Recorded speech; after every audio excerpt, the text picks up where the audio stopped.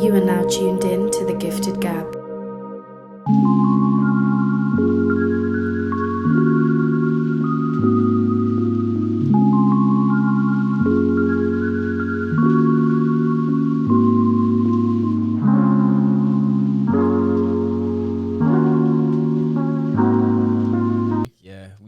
We did some Zooms before, but I mean, We have it's so tough. many like. I hate Zoom. No, I hate Zoom. Spy Zoom. It's not. It's not it. It's not it, and it just sounds like you're calling like someone from prison. Basically. Will you take this call from, like, Yeah. and you gotta press yes or no, and then it just sounds mad echoey. Like it's not it. We have so many random episodes that no one will ever hear. Really? Yeah. It's just like frig. You just There's gotta a few. keep them there. Yeah. I have them Yeah. It's just sitting in the vault. in the vault. Honestly, just keep them there. Yeah. I don't blame you. 'Cause you want to put out like good, quality stuff, right? So. Yeah, man. It's Long time coming. It's a long time coming. It's long overdue for sure. Call me crazy and the Gifted Gab. Whew. That flows well. I like the, I like the sound of that. I like that. Yeah. Welcome. Thank you for having me. It's a pleasure. So Yeah. excited. How you been? I've been good. I've been busy. Yeah. But I'm grateful for how busy I've been, because if I think about like where I was last year, if someone told me that I would have been moving out, applying for my master's, working multiple jobs, like I'd be like, damn, like I made it, like, so I'm good. Yeah. Especially during quarantine too. This is a period where a lot of people are, I think, maybe overstressing about things. And I think it's important to realize like we're not supposed to thrive during this period. Like we're just supposed to maintain and survive. But to see you doing things like that, it's special, because I know a lot of people obviously aren't doing that. So Absolutely. I feel like if anyone knows me, they know I'm already a homebody.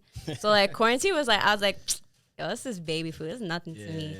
So I almost feel like I had that advantage. And then I do well in situations where I almost feel like odds are against me, because I'm like, all right, bet, let's do this thing, And I just saw it as an opportunity. Like, when else are we going to be able to just focus on ourselves and have no other responsibility? Like, can't go to work, can't go outside, can't do this. It's like, so all I have to worry about is myself. That's not a bad thing. You know what I mean? Yeah, like if you start pouring inwards, you're going to see that come out. So I just took that approach, and yeah, this year has been low-key a blessing for me. Like from a mental health standpoint, because for those of you who don't know, Basma, one thing about like what you do is like I feel like everything for you is vertically integrated. It's so clear cut. You got the Call Me Crazy podcast. You're going into your master's in psychology, and everything kind of just like aligns, your work, everything. So what I was going to ask is, from a mental health standpoint, how do you feel about, how quarantine and this COVID epidemic kind of played out? Oh, that's such a good question.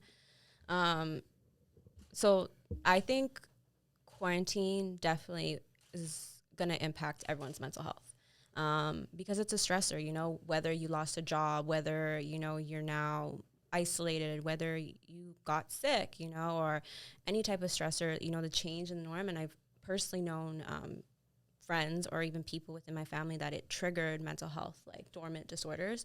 So I think that in itself, but then now people have to face themselves, and that's not a common thing in our generation. I feel like we're constantly on the go, distracted. So like now you're facing things that you've kind of been avoiding. So a lot of people are kind of falling into this like deep space, or like questioning a lot. And we're not really promoting like physical hygiene, but we're not promoting like mental hygiene. And I think that's just as important, especially in terms of like going through such a big change. Like we're all going through that change, but at the same time, we're not really being told how to cope with it. And I definitely have noticed it. Even for me, like it's a learning curve. We have to change, adapt, and anything that's uncomfortable will give you growth, but it's how you deal with it that really will help you.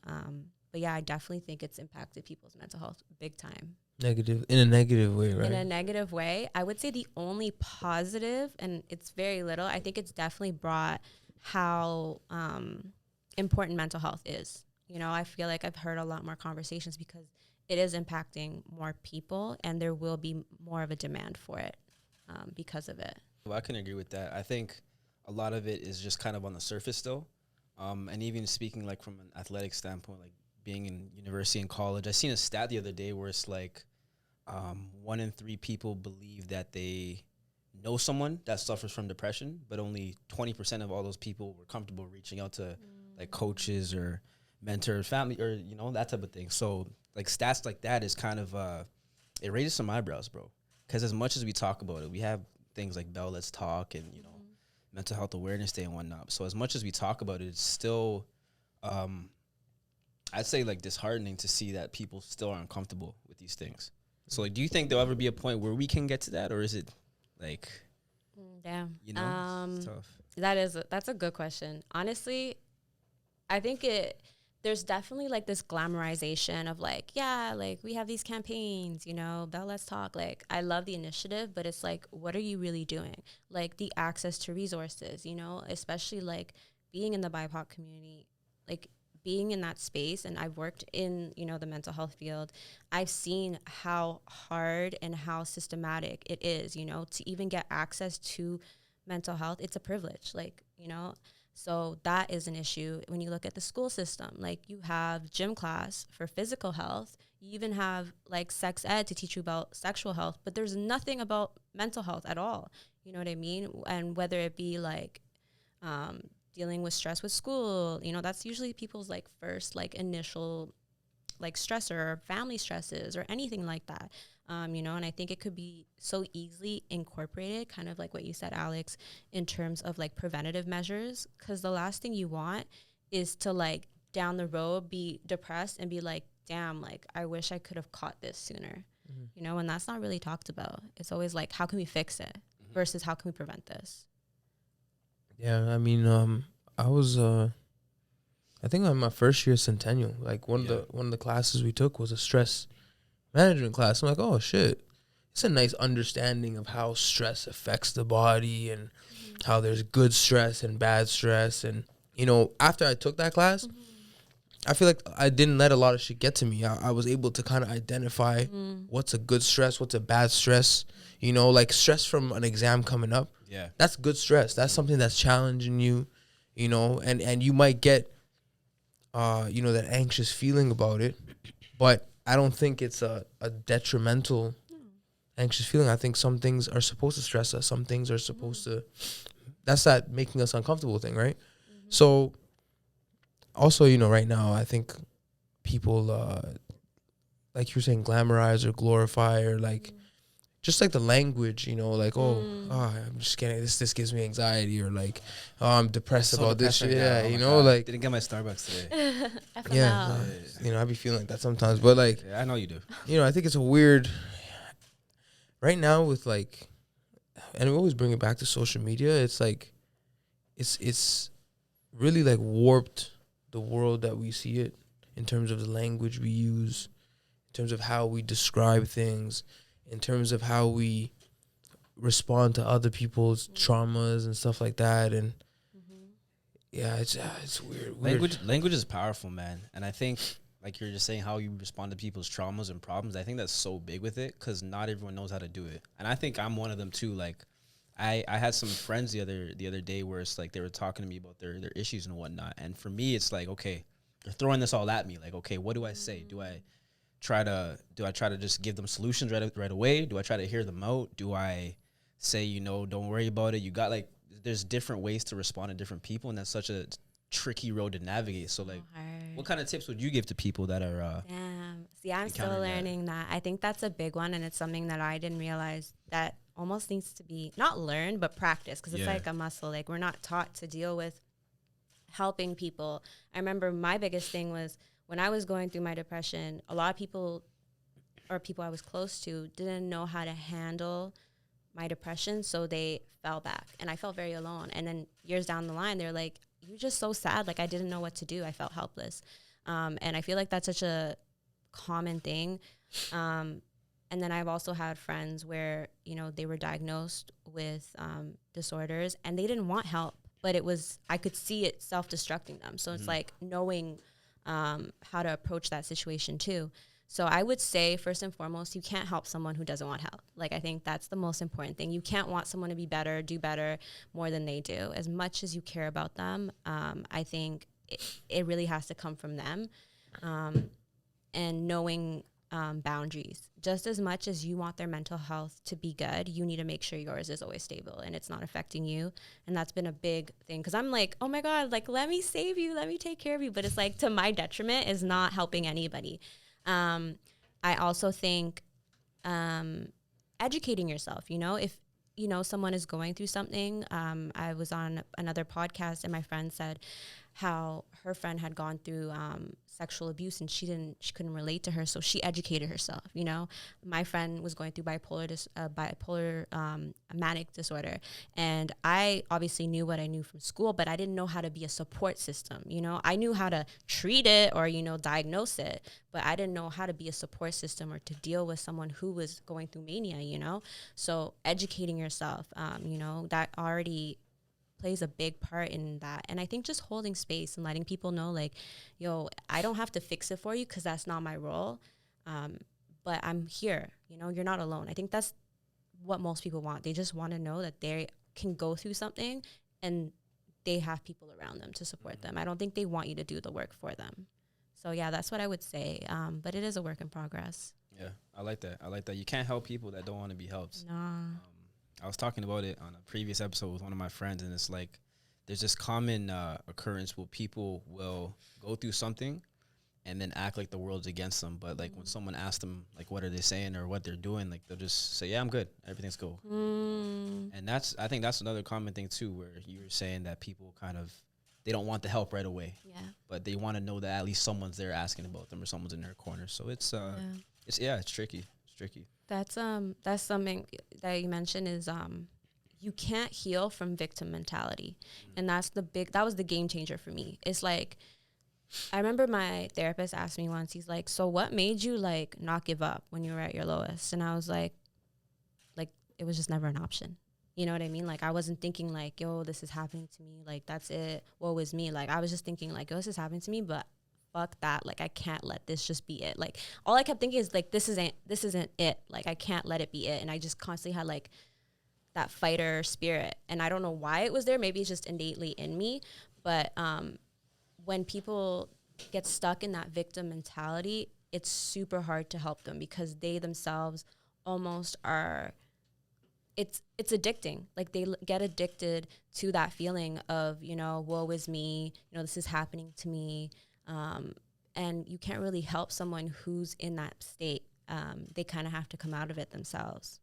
I kind of like how, and it's funny because as we were talking, the thing was like, I feel like victim mentality is a big part that's not really discussed with when it comes to like mental health, because it's like, you're talking to somebody and you don't want to dismiss their pain or dismiss their struggle or whatever, but victim mentality is a very, very real thing.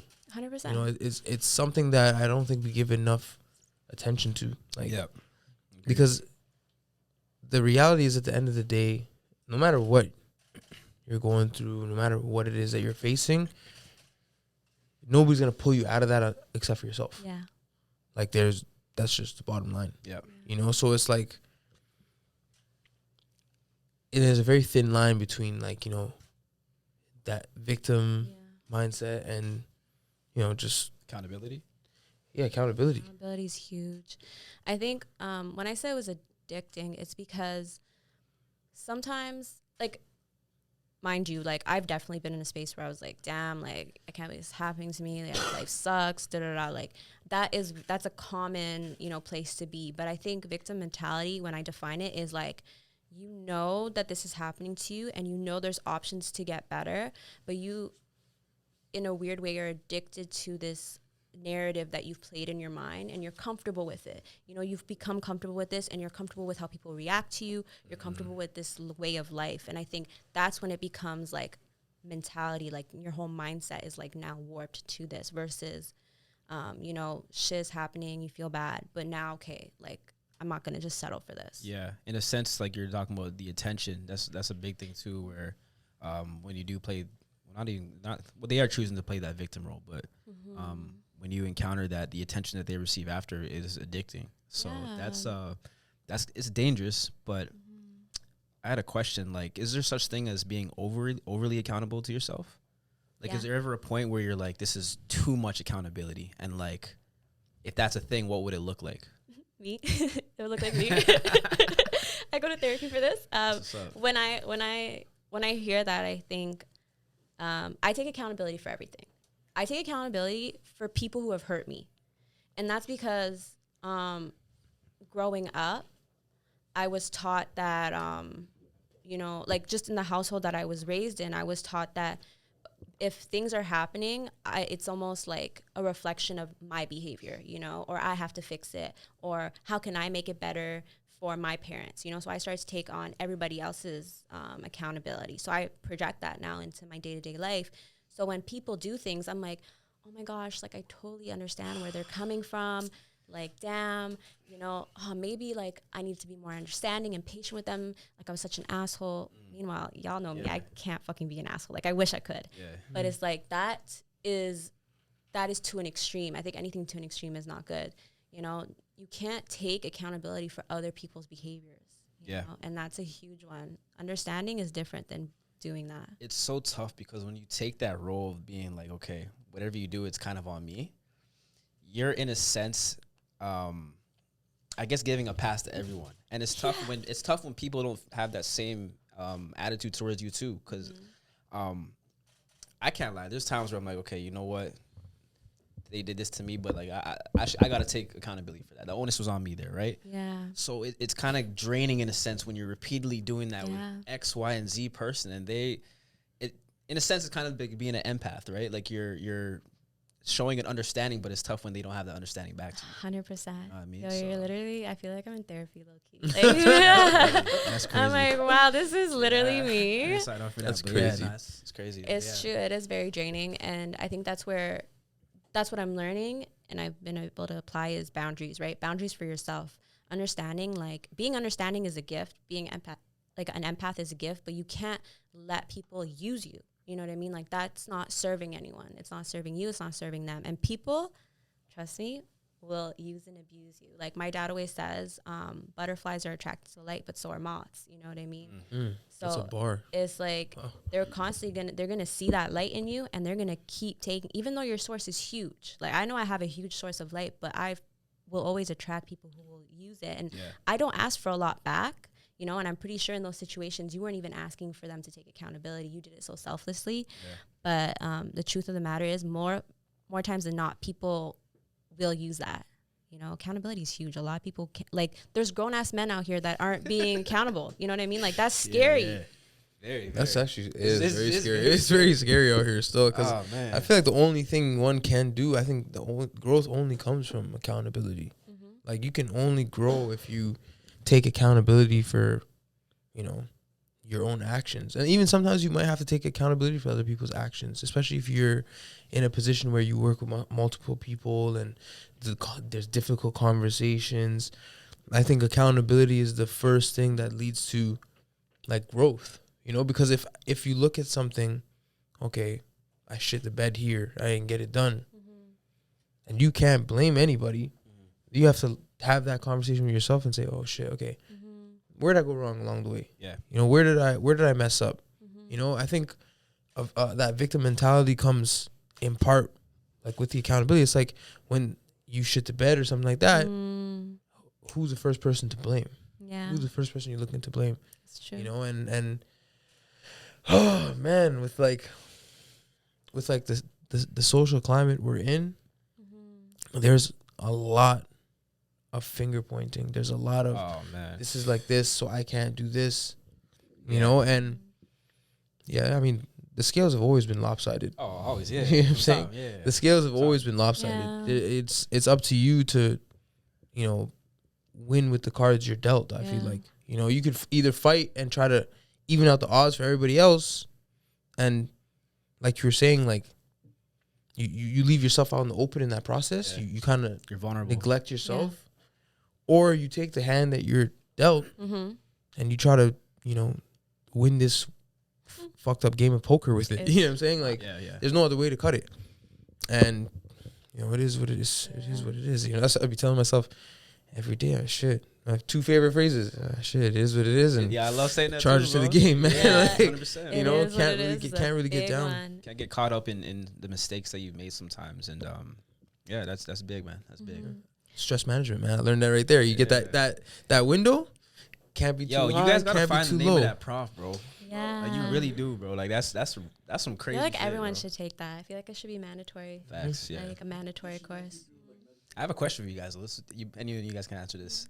Like, He loves questions. I love it, bro. He Let's loves that hear it. At what point was like mental health apparent to you? Like, I know as kids in middle school, that wasn't something that was often talked about, or maybe it was, but at what point was it that serious? Like, when it started clicking, like, okay, I got to spend more attention to this. I got to pay more attention to this because maybe my friends are going through it or some families going through it. At what age would you say that hit? I know exactly. That's why I started Call Me Crazy. So I've experienced mental health like struggles throughout like life. But the time that I was like, damn, like this is like beyond just like being an emotional person, quote unquote, or sensitive person. It was when I was diagnosed with depression, anxiety, and I literally wasn't eating. I wasn't sleeping. I had dropped out of school. You know, I was living on my own at the time, moved back home. I couldn't even sleep in my own room. Like, I was sleeping on the floor by my mom because I would just get panic attacks in the middle of the night. I was like, damn, all right, this shit's real. Like, it's not a joke now, you know? And that's when it hit me. Like, I really had to hit rock bottom to be like, damn, like, it's not me just being sensitive. It's not me, you know, my dad was all about, like, you know, you should pray more, you know, or, you know, you're just being emotional. Like, I remember him trying to go through my phone and like getting locked out in the middle of the night because he was like, there's no way like you're acting like this for no reason, you know? And it's that no reason that's really problematic because it wasn't for no reason. It was literally like there was just chemicals in my brain that were just not functioning the way that, you know, quote unquote, a normal person's brain was working. And that's kind of when I had to face it. And then also my parents had to face it because for them, mental health wasn't a thing. It's like, So yo, just drink your tea. Drink your tea cures everything. My grandma used to make me go. I don't know if they do this back home, but like every time I'd say something, she'd be like, go to the garden, get me this plant, I'll make you tea.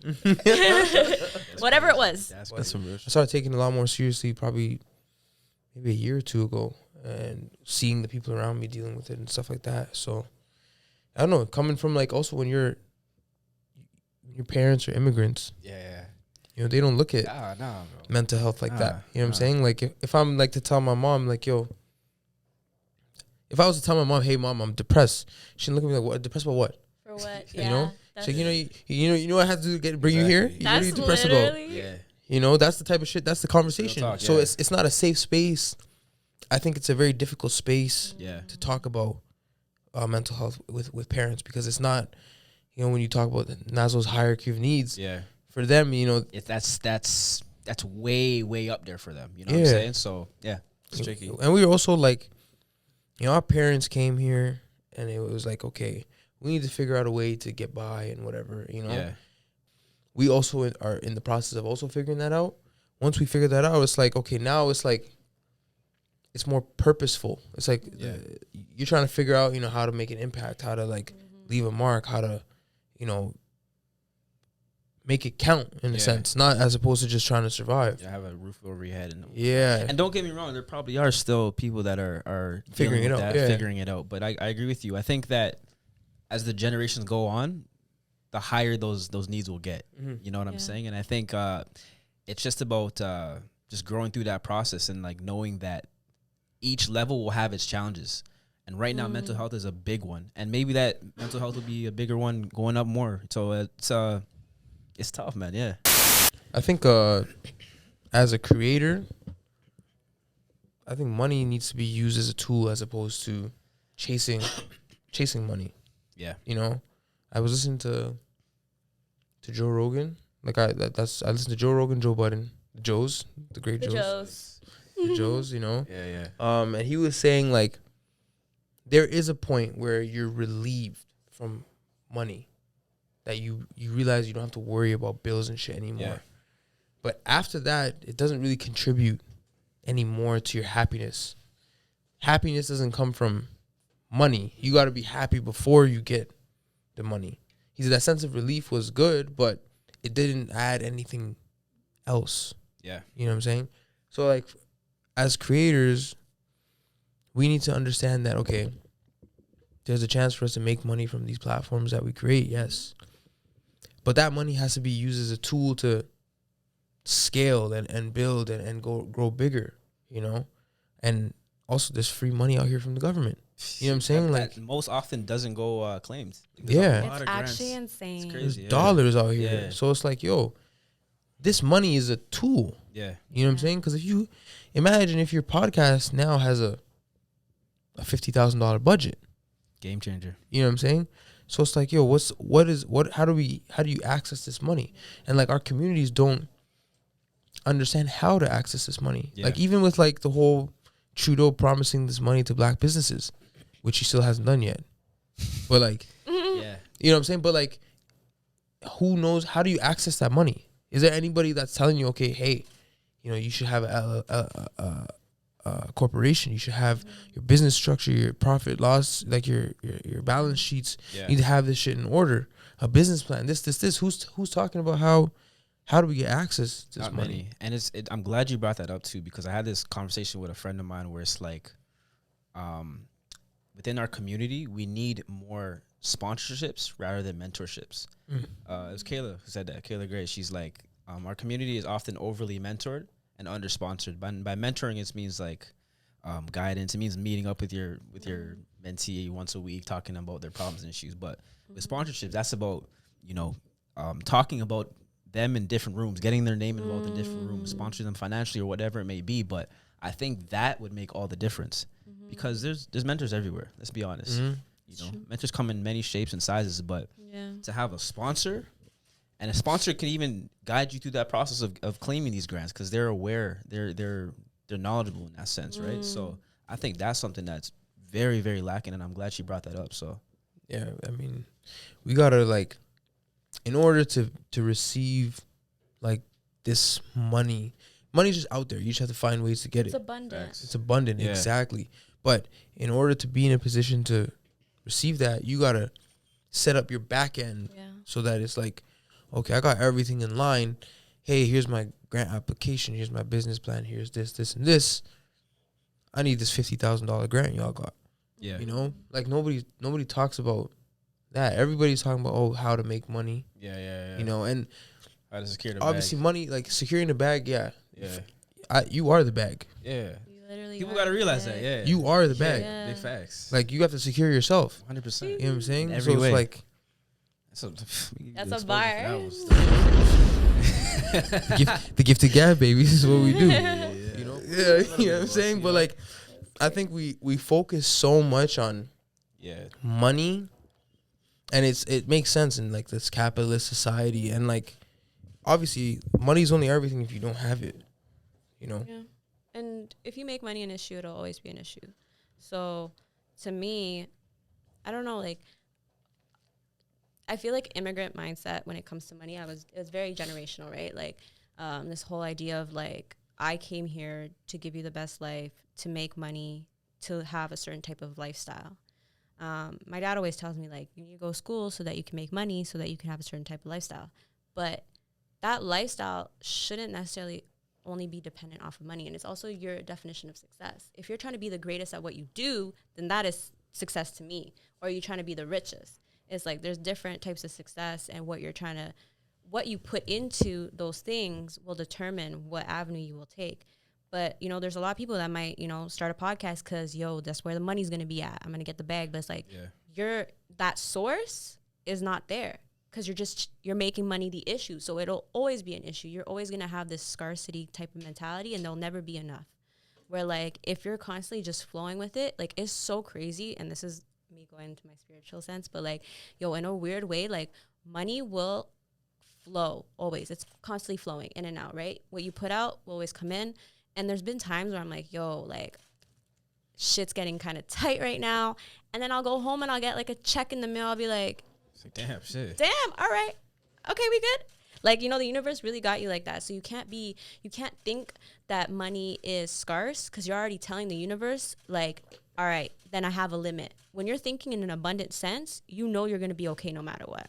Like, of course, I understand that you need money to be secure, like, of course, to that baseline. But I think after that, like you said, there is a stat, though, I saw. After a certain level of income, it has nothing to do with your happiness. It's like you can make the same amount as, like, a millionaire. You guys are in the same type of level. Yeah. I like that. I like how you mentioned how chasing money, it never ends. And when your goal set or your pursuit is strictly on following money, it's kind of like chasing the wind, because that goal will never ends. Like, money is there, it's unlimited, right? So it'll always come back to you. But I had a comparison I like to make when switching your focus to actually, like, creating and producing good stuff as opposed to just chasing the money. It's like in basketball, as a player, because you know, you're an athlete yourself. As a player, when your focus is like, okay, I gotta make this shot, it's like, shit, if I don't make this shot, like, You miss. Damn, like, You miss. You tense as hell. but when your focus is, all right, okay, I'm just let it fly.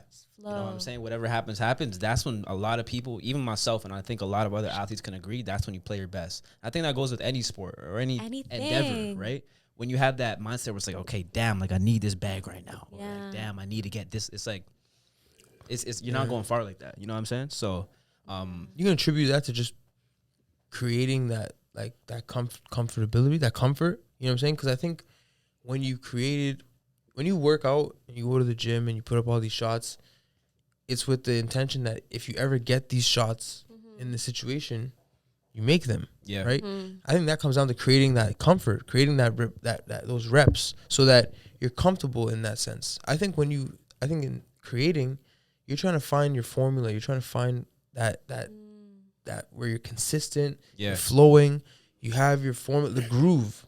Once you have that groove and you're consistent and you know what comes, what goes, how it goes, that's when the abundance starts pouring in, because now you've been doing it so long that it's second nature. And the groove is different for everyone too as well. There's no one size fits all solution. And I was one of my old coaches put me on game where it's like, your stress levels, people operate differently in different stress levels, and stress can be a good thing, stress can be a bad thing, but there's a level there, I forgot the name of it, where you want to be at, that's where you function the best at. And speaking to one of my coaches, he's like, yeah, you got to find that level. And you know, when you play at that level, that's when you're at your best. It's not when you're too calm, or it's not when you're too tight or tense. It's like right in that middle. And there's a phrase for it, I forgot what it was called, but that's something that stuck with me to this day. Yeah, you know what I mean? So that's so spot on. Definitely, like, finding that sweet spot. And to me, it's flow. Like, I think in psychology, there is a term, it's like flow, or it might be spirituality, because to me, they kind of intertwine. But once you hit that flow state and you kind of let go of trying to micromanage everything, you know, less cerebral, and you kind of just sit within yourself and allow things to flow naturally, you're hitting that source. And now that source is just flowing, and then it creates this mirror effect, right, of abundance within opportunities, money, people, conversations. So within your mind, if you're already thinking like, damn, am I gonna make this shot? I gotta make this shot. That means you're telling yourself, I may not make this shot. Yeah. You know what I mean? So what your subconscious is now doing is, it's kind of, because we project what our subconscious is, you know, to our real world. So if you're thinking, I gotta make this shot, that means you're already thinking in a negative or deficit type of mind state. So your reality is going to manifest that. If you're not even thinking in that sense, and you're just thinking, I'm just going to flow and go with what feels right, like, it's going to mirror that. It's just going to flow right. And I think really that's what I'm kind of on right now, is just understanding the subconscious and really trying to figure out how I can tap into that more, because I feel like we want to control our reality, but we can't do it from, like, a conscious level. Yeah. You know, and we kind of have to let go of that. And that's a big part of, like, you know, being successful, making the shot, creating everything. Like, creativity is not always so, like, cerebral. You know, it's just this thing. I feel like you probably guys can agree, like, when you're creating, sometimes it's just that one off. You just, like, we're just doing something and you're like, damn, like, I don't know how I did this, but I did. And it just hits, and you can't figure out that formula, because it's not something that you can put your mind to. It's just something that just comes from you naturally. Some of the best ideas or inventions came by accident, right? It's And facts. it's crazy how that happens. But I think when that happens, they're in that flow state. They're just saying, okay, fuck it, let me try this. Whatever happens type of shit. So Yeah. what's that book called again, man? Power of your subconscious mind. Came right to mind, bro, when you're talking about that game changer. Some of my Yeah. favorite We're books not right there. sponsored, but hey, just as a podcast that's here to, help people out sometimes, that's definitely a good It's read that so I would recommend good. to anyone. You read that So, too? Yeah, I have I it. love that book. And I've Love it, yeah. there's a couple that I have. I think I'll get the names for you. Dr. But Joseph, I forget his name. Joseph something. I don't know. is it The Untethered Soul? I heard about that one. I never read That that. one's good I heard too. about that one. Dr. Joseph, I know what you're talking about. I don't know the name of the title, but there is other things you can do too. Like meditation is a big one, right? When it comes, like, to me, I used to think meditation was bullshit. I'll be real with you. Like, I'm like, Yeah. they'd be like, yo, we're going to meditate. I'm like, so you want me to just sit here like and breathe? Like, I really don't get it. But it is a practice, right? And it's to kind of let go of you trying to control everything. You know, it's literally what we're talking about, to get into that flow of things. Same thing with when it comes to free writing or letting things flow, all that stuff. Like, I think these are all great practices that we can do. And if you want to get deeper, like Reiki or, different types of like therapy, tap into your subconscious mind. So there's so many avenues. And I think even just starting with a book is so like key. Reading is so powerful, and I severely underrated it as a kid growing up. And I think just going to college is when I really started picking up on it, because they kind of force you to read some things, right? So I think it's just so powerful, just learning new things. It's just because nowadays everything is like tech based, right? We have our phones in front of us, we have our iPads in front of us, but it's hard to replicate that reading experience on a book. I love what I'm reading saying? an actual book. You can judge a lot about a person if they choose to read or not. Mm. If I'm meeting someone, I'm like, yo, what do you read recently? No, I don't read. Call me what you want, bro. I'm judging a little bit. It is what it is. I look at like It is this, what it man. is. Like, A lot. reading is like, you're not gonna remember everything you read in every book. Definitely not. But if you can take like 3 things or even one like new idea Yeah. from a book you read, bro, that one It's idea, like, and from each book, like, can really change the trajectory of who you are and who you're becoming. Yeah. Just even one, whether it's fiction, nonfiction, like whatever it is. Yeah. Forget about reading for a sec. I wanted to ask you, because I feel like anytime we do talk about mental health, we talk about my guy Kanye West. Oh, yeah. Yeah. I think he's one of like, I love him. like he's I one of do. the best, the greatest. He's a GOAT, I Like, love him so he's a He's goat. in my much. top 5, but even just Undisputed. outside of music, yeah. you know. As a person. As a person, Mhm. yeah. Yeah, I think he's a genius. Like, and you know what? It's sad to say, but most geniuses have a lot of mental health issues, you know? And sometimes they feel like by taking medication, it suppresses their creativity, like a lot of them. And I can see that. Like, I've been on meds and I can tell, like, it literally numbs parts of you. So I don't know. With him, like, I think he's a genius. I think what we're seeing right now is just someone who's really sick and who's choosing to not take meds. It's the same thing with like when we see like a crackhead and we make fun of it. Mhm. You know, it's like, no, they're actually sick. You know what I mean? Yeah. Like, it's funny. Like, I will laugh, but it's like, when I think about it, it's like, nah, they just don't have access, or they're choosing to not have access to medication that will normalize them, whatever. It's kind of fucked up. The more and more I hear Kanye talk, the more and more I kind of like relate to him, because I feel Yeah. like he just has 30,000 ideas, Mm-hmm. and he just doesn't have like a place to put all of them. Like, when you hear him talk about, like, you know, turning to God and like he wants to run a country on religion, it sounds crazy. It's like, it's actually not that crazy, because like, look at like how the country is run on capitalism and money and all this stuff. So here comes this guy who, like, yeah, I think being pro-life is silly and idiotic, and I think it's very regressive, but everything else that he says, I think, comes from a wholesome place. I don't think he has ill intent. I just think, you know, the fact that he can wake up and say, I want to run for president, says something about the limits that he sees, which he obviously doesn't see any. Doesn't see any. I know. I think, I don't know how to explain it. I visually can see this, so I'll try and describe it. But I almost feel like, you know how people will walk in through a room through the front door? I feel like Kanye is like doing it through like a window or something. So the way he explains things is so like different than how we see that space. Yeah. So it's like for us to kind of see it, we kind of have to like reshift our mindset. And sometimes I'd be like, the end goal is the same. Like, it's the same room, but it's like he's seeing it from a different perspective. And then his delivery is just sometimes like, because he has so much, I feel like going through his head, his delivery is not always on point with what he's saying. But the whole idea about religion, like if you think about it, religion and, you know, all the holy books were very much tied to politics and, you know, how to run a country or run people. You know, it's very much how to create, it's a book of laws, if you think about it. So that makes sense, like if you think about what he's saying, but I think it's also his delivery. His delivery is terrible. She's terrible a better delivery. Articulation in a society now where people can easily manipulate things, Absolutely. twist words. Yeah. Articulation is everything, man. Yeah. Absolutely. It's everything, and if you don't have that, that's when you have that bad image painted of you. We spoke about this on a previous episode too. Like Kanye, his ideas are magnificent. You know, they're amazing. We were watching this pod, and I'm like, yo, that actually makes sense. And before that, I was kind of judging Kanye. I'm like, yo, this guy's a bro. Settle down. Stay in your lane type shit, you know.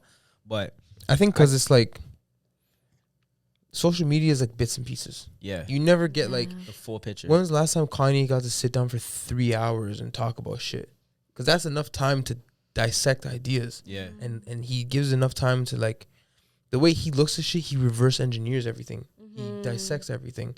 So like when you give somebody the chance to explain the fuck they're talking about, not just say, oh, slavery was a choice and run off. You know, because obviously you look at that, you're like, oh fuck, Okay, like this guy's a what waste, the fuck's this man. guy talking about?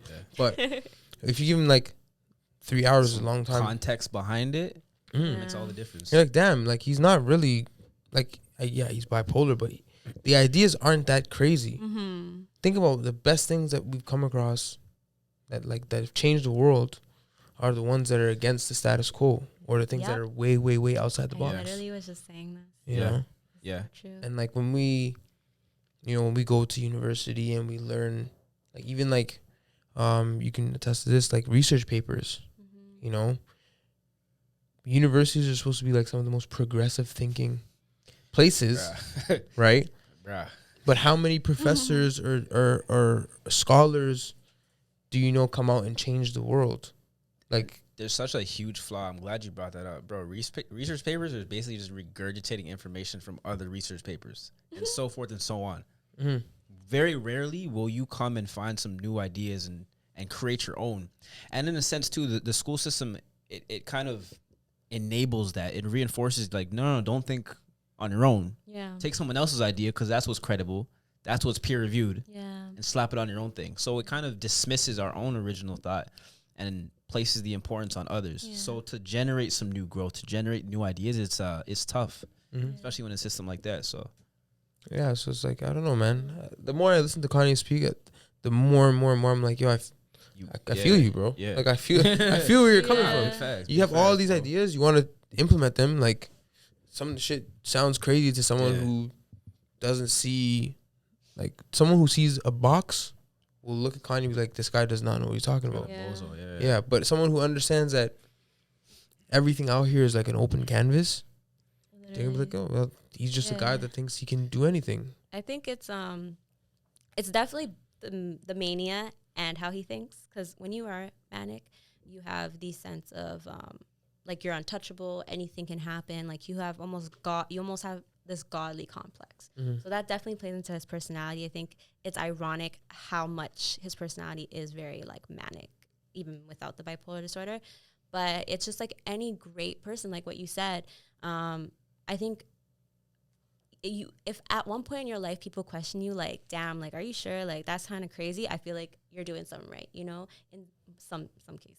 Like, there's examples where that just came to mind. I'm like, that's not a good idea. But even like we were talking, Muhammad Ali, you know, like he told the world that he was the greatest before he became a champion, you know what I mean? But all these things, or, you know, even Obama becoming president, you know, like these things had to start with someone thinking something outside of the box, you know, to be manifested and to happen. And it's going to shock people. And a lot of people are going to think that you can do it because they're thinking within that comfort zone. You have to disrupt society's status quo. Disruptive, man. I love that word, disruptive. That, You know what I'm saying? Yeah, you can be super disruptive through art.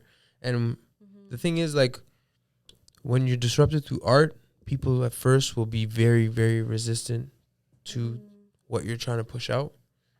You know, it may not be received well, but then, you know, after it's gone and like it's out there and you start building that consistency of disruptiveness, people will be like, yo, oh, he's a genius. Yeah. You know, think about like when Kanye came into rap, like producers that rapped was like people are looking at this guy like, who do you think you are? Yeah. Like, you're behind the boards. Bro, even when he started singing, people were like, yo, what the hell you doing? Yeah. And then freaking MJ gave him like a little close. Like, yo, who is that? Yeah. Kanye's like, yeah, that's me. And he's like, oh, Keep doing that. Keep doing that, Yeah. you know? So, yeah, everyone's not going to receive what you're doing well, right? But it takes a certain level of confidence and belief to continue pursuing through that criticism. Do you know how fucking hyped this guy probably was when MJ told him to keep doing that? Oh my gosh, bro. Yo. The greatest artist of all time. That's crazy. That's probably why he's still doing it. Like, I would just always think of that. I think, like, just in general, like, I'm just thinking of, like, people who've been rebellious in life. You kind of have to be rebellious to create waves, you know? You don't want to go with the flow. You want to create that flow. So, like, I don't know why I'm thinking of this, but Frida Kahlo, like, she was one of the greatest feminists of all time. Artists as well. Like, a lot of her politics was done through art. And I'm just thinking of one of her rebellions was like when her man cheated on her, she went and slept with the same woman. That's you crazy. know, and like to me, that's some boss bitch shit. Damn, son, like, where'd you that's find a this? statement, you know? That's Yeah, crazy. you I was know? just like, hey, Whoa. like, shit. Yeah, so That's crazy. Where Stuff you do like- that at, man? yeah, like, you know, and that's bold. That's a statement. That's doing things that, you know, even at the time, a woman claiming her sexuality was one thing, but then at the same time, not being sad because her man cheated on her, she went and did the damn thing. Like, she was very much against that status quo. And then even just having facial hair and stuff like that goes against the status quo, is very much like disrupting what society wanted from her. And that's why people have literally like coffee table books of her, and like her art's worth so much, and, you know, all these things. It's not because she played it safe. I have a question. What comes down to playing it safe? I'm nervous. He's smiling. Is there a I'm probably not even going to articulate this well. It's okay. This well, but is there a difference between challenging the status quo because you want to make waves and challenging the status quo because you want attention? Oh, yeah, for sure. I think when these people are challenging the status quo, they're not thinking, oh, I want to challenge it because I want to make waves. They're just doing it because it's literally flowing from who they are. Yeah. Authentically, versus like, I just want people to, I don't know, like when I think challenging the status quo, I'm thinking of like, I don't know if, okay, you know what, I'm gonna just say a damn thing. Yeah, let it know. Like Debbie, like calling herself like Somalian, like, you want attention. Yeah. You know what I mean? Like, that's not. Like, I don't know why What are you that's doing what here, came man? to mind. Let me just sip my water, bro. That's crazy. I was not expecting that. Sorry, I don't know why my mind went there. Yeah, that's going against the grain. Yeah, she That's going really against- like, For the wrong reasons, though. she'll be like, oh, I'm no, Molly. hold on. Okay. On a serious note, when are we gonna look at that and be like, this girl needs help? Like, Yo, but like, She might have a mental people health are already issue. doing it, but you gotta blame when people are rewarding it at the same time. When it's sensationalized and people are still promoting it, like where's the onus on, you know? It's so true. It's like Chair Girl. What are we doing here? Yo, she's out here. know She's what in I'm saying? Miami. I don't know if Devil. y'all know that. Listen. She's living her best life. shit. Same thing with chromas. Like, you know what I mean? It's like we sensationalize, and I almost think they're smart. I think they know that You know what they're doing. they're doing. Yeah, You know what I mean? And I don't blame them. But it's like it has no real authenticity of like, you're not doing it because this is who you are. You're not doing it with like a purpose to help or even just to speak on something. You're literally doing it to get on Six Buzz. Like, you know what I mean? And I think it's very important to decipher those differences between starting waves and the reason why people start waves. And Kanye definitely is, I'd say doing it with the right intentions. Yeah, he doesn't give a He's fuck. often misunderstood, but the greatest geniuses of this world are often misunderstood. So It's facts. yeah, You have to put him up there with the goats. different strokes for different folks, man. Interesting. I think he's up there. He's in my top 5. Top 5 rappers. Yeah. What about artists? Artists? Yeah, Like all time? yeah. Not top That's 5 kinda- artists that's of tough, all yeah. time, but top 5. Lyrical. Yeah, rappers, like, yeah. conscious Just rappers, though, not I just think conscious. I he's think an all artist. of Oh, all okay. rappers. He's a Yeah. real artist. You know what I'm saying? Like front to back. Because I think like albums need to be consumed front to back. I Yeah. hate seeing. Hey, let me see your play, like your music, and I see like Yeah. 1-2 song, and I'm like, what is this? You know what I also hate too? When people critique the day of the album's release. I think that's the worst thing you can do. I bro. never Just- listen right away. I always let people no. say what they want to say, and then I listen Yeah. to it after. Twitter's notorious for that. I can't. I can't. Oh Twitter's my gosh. hilarious. Twitter, I can't do it. I can't do it. Yeah. I take doses. Doses. For Twitter? Yeah. Yeah, Twitter, I'm like, hi, I'm here. Okay, 2 weeks later, I'll be back. Yeah. Because it's a lie, yo. Twitter is bumping, but it's Crazy. Too many extremes. Too many extremes, man. Too many- It's hostile, though. Too many irrelevant opinions. Yeah. yeah. know? I don't need to hear that. No, I like my opinion. It could be irrelevant to somebody, but Yeah. my opinion is an informed opinion. It's just really So, loud. It's like literally you're seeing everyone's stream of consciousness. Yeah. Like no, like if you think about it, like I don't want that, but we're kind of consumed by like trying to think. It's like having the superpower of hearing what everyone's thinking. Like, do I Yeah, really yeah. want that? I don't. If you think about it, It's no. annoying like as there's hell. no such thing as a diary nowadays, man. The thing about journaling though, and I have to, maybe you guys can give me insight on this. I'm a big believer on like you give life to things, right? So even when the reason I don't talk about, and it's bad because I preach like talking about issues, I don't like talking about what's bothering me or my anxieties because I don't want to give it life. So when I'm writing about my anxieties, I'm like, damn, am I giving it life? Yeah. And that's a big like thing because I'm always here advocating about journaling and talking about how you're feeling, but It's better than telling Twitter. yeah, it's true. Yo, Twitter has this weird thing where I'll go on Twitter and I'll be on Instagram like posting about positivity, mental health, loving yourself, and I'll be on Twitter. I'll be like, yo, I feel like I'm just part of the sad girls club. Yeah.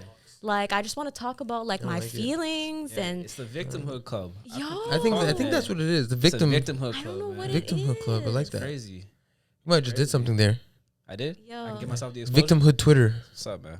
Leave me out of it. What's up? Yeah. Everybody has a problem with something. Everything. I'm just like, You'll damn. you'll very rarely see people agreeing with each other, or even just throwing positivity on that app.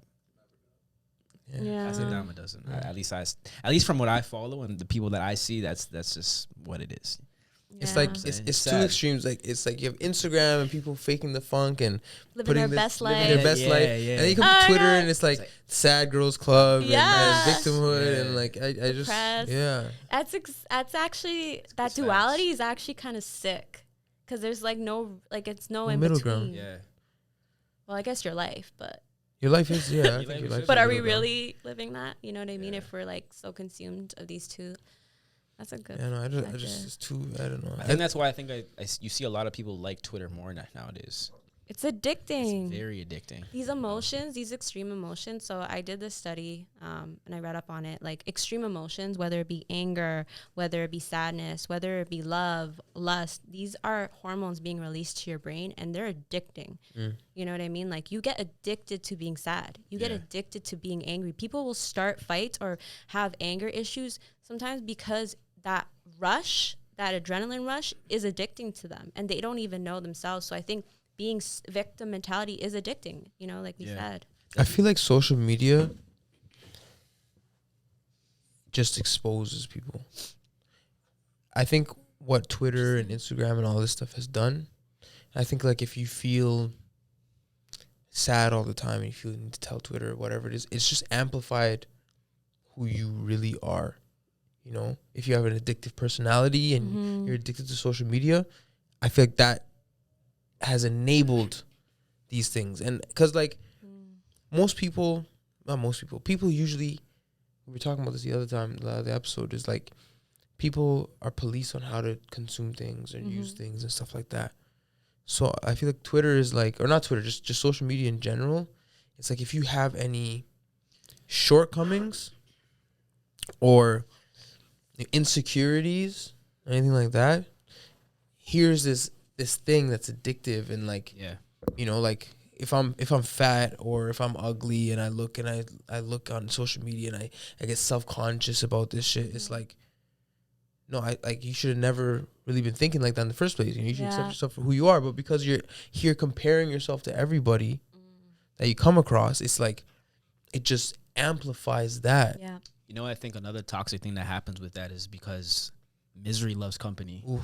Twitter is a community, like I said before, it's a victimhood mentality. Yeah. And so when you see people that relate to you or are going through the similar, you know, scenarios that you're going through, it's like, okay, this is cool. So, you know, I'm not the only one that's going through this. Yeah, validated. You feel validated now, and then it becomes a normal thing. But like you were just talking about the other, like just earlier in this podcast, it's like that's such a toxic mentality to be in. And it becomes addicting. So I think in a sense, Twitter reinforces that mentality. 100%. It's like, damn, like, Isn't looking for validation just detrimental in general? I don't think there's ever a good time. I think the only time, like, validation to an extent is good when you're feeling alone or isolated or literally feel like you're crazy, you know what I mean? But validation in the sense of, because we all want to feel like we belong. We don't want to feel like, you know, we're weird, like, even though we all are. And we want to feel like we're part of a community. So I think everyone longs that. Like, that's why people join gangs. You know what I mean? They want to feel like they have a community that they can identify to, Sense, yeah. you know?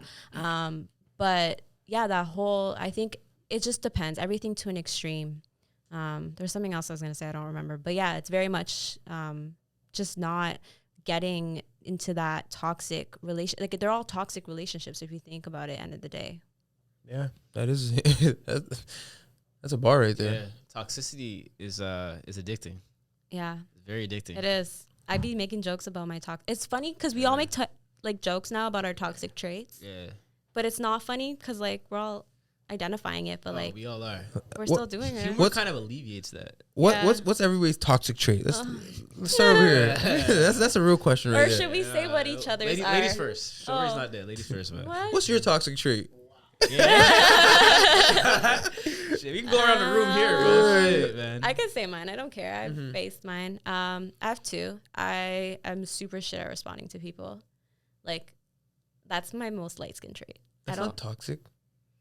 Like, That's not that toxic. I don't think that's toxic. That's not toxic. We gotta normalize like being busy. just being yeah, that too. Like, but like yeah. we're in a society where it's like if you have free time, people automatically expect that to be their time.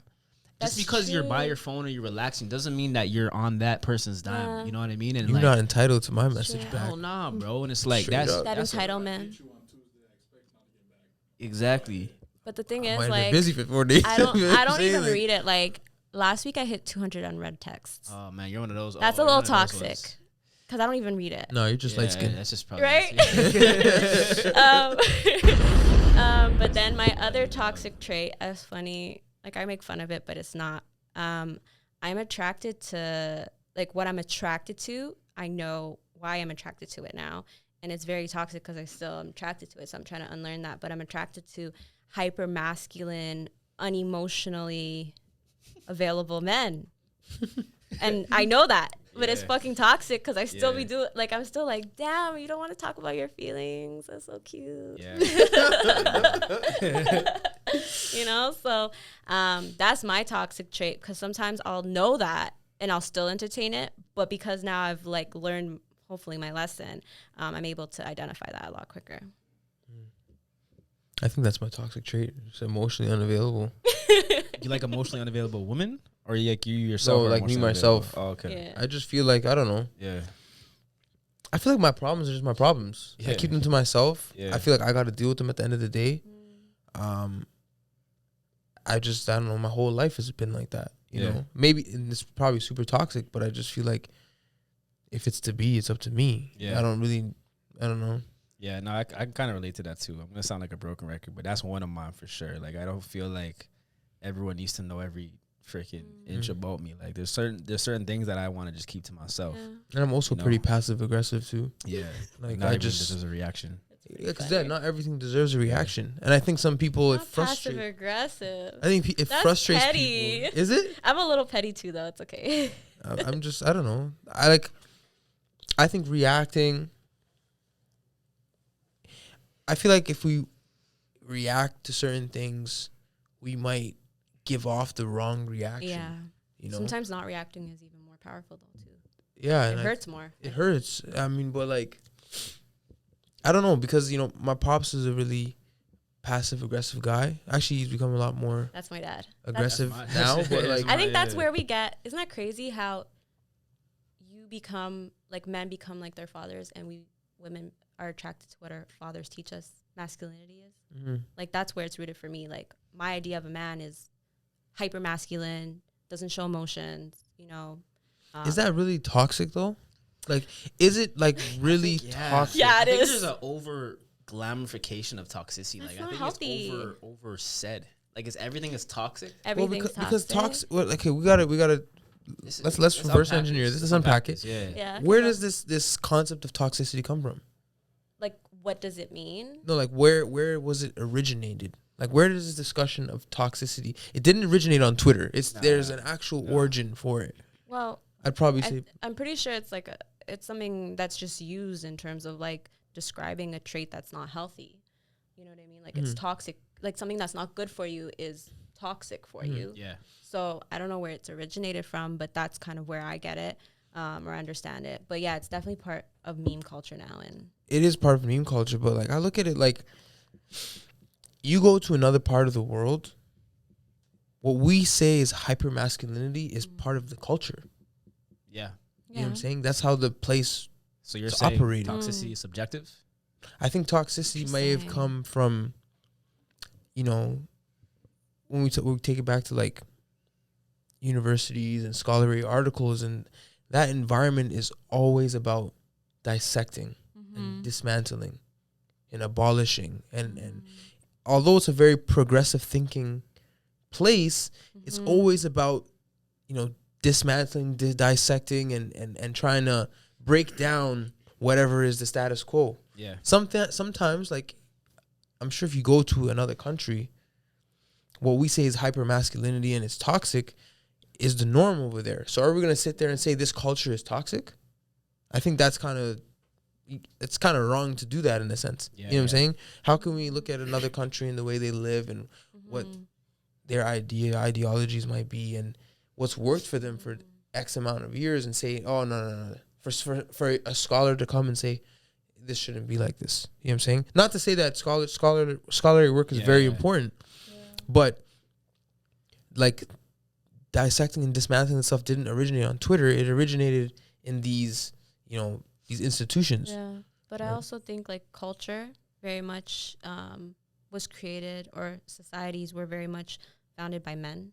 You know what I mean? So it's like now you're not even looking at a woman's opinion of that culture, because more times than not, they're being told that like, you know, that this is normal, so you just have to live like this. But is it healthy for them? Like, I don't think living in a, like, personally, I'm half African, North African, and a lot of the belief systems that they have towards women, like, I don't agree with. It's backwards. It's very backwards. Super backwards. But, you know, I could say it's toxic, but, you know, my grandmother will say, no, like, that's what a woman's supposed to do.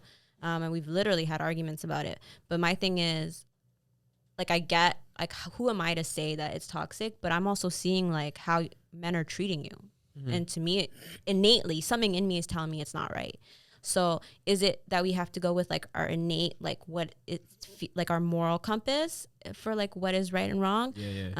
Or is it, I don't know, like that's a good point though, because there's there's countries where like, you know, I'm trying to think of something like you're allowed to have multiple wives. Like, is that right or wrong? You know what I mean? Like if the wives are okay with it, is that right or wrong? It's such a moral. It's dilemma. tough because I was gonna make the argument that toxicity is anything that's not sustainable, but because you brought up the example of certain countries having those traditions for a long time, it clearly is sustainable. So I can't say that. So how do you define Toxicity?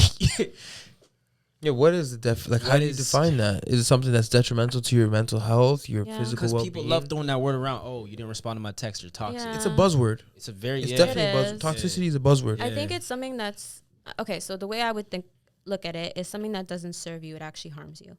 So, for instance, like having a relationship with someone who's not healthy for you, that's toxic.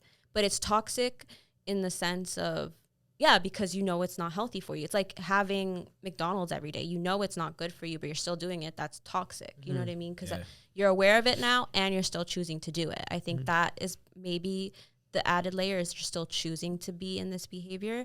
I don't know. So I think even in terms of like, I'm trying to think like. Would you say anything that's addicting is toxic?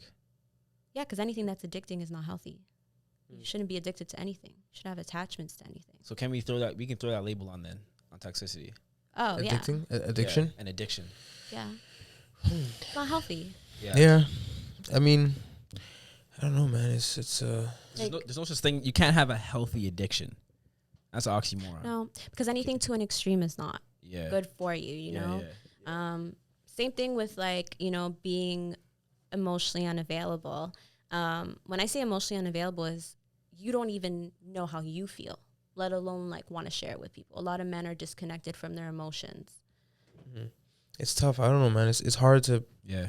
pinpoint, you know, because some people will sit there and say being emotionally unavailable is toxic. Yeah, yeah. Is it though? Because some people might use that to cope. And, you know, I was saying this on the episode with Darian is like, I get in phases where emotionally I'm not there. I'm not consciously aware of how I feel or if I've eaten or stuff like that. But I end up being super productive because I'm emotionally tapped out. And I think that when we were talking about that zone you get into, Yeah.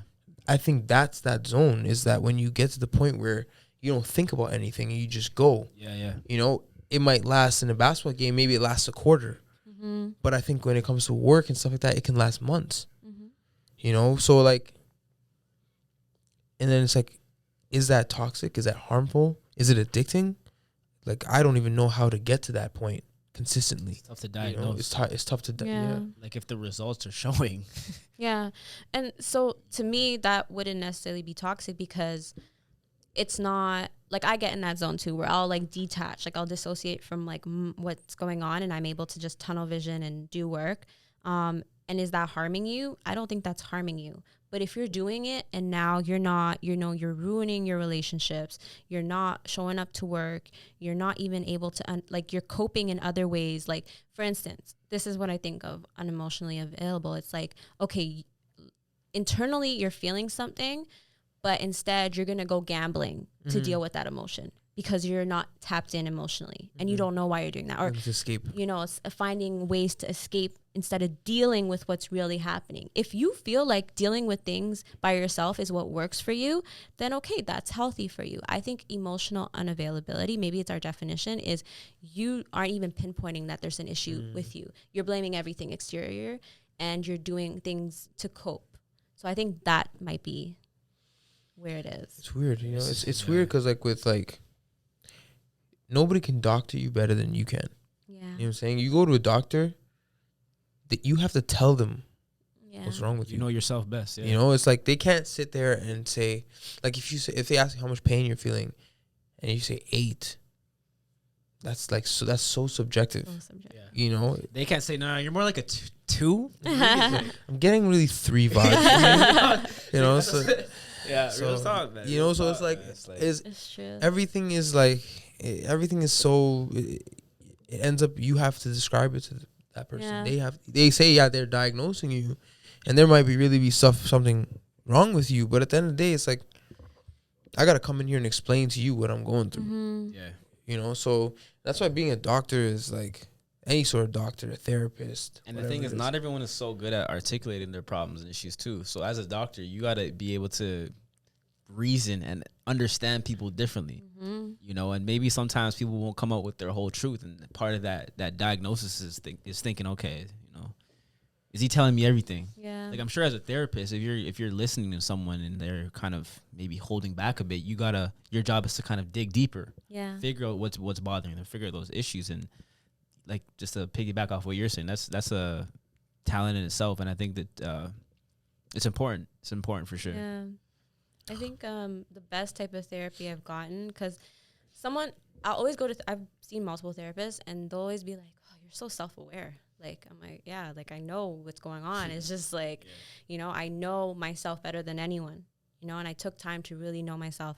But now it's about showing you how I think and you giving me a different perspective because I'm so used to thinking this way. And I think that's where therapy is beneficial, because now I'm telling you how I think and I'm showing you like this is my train of thought, and they're giving you that completely outside perspective.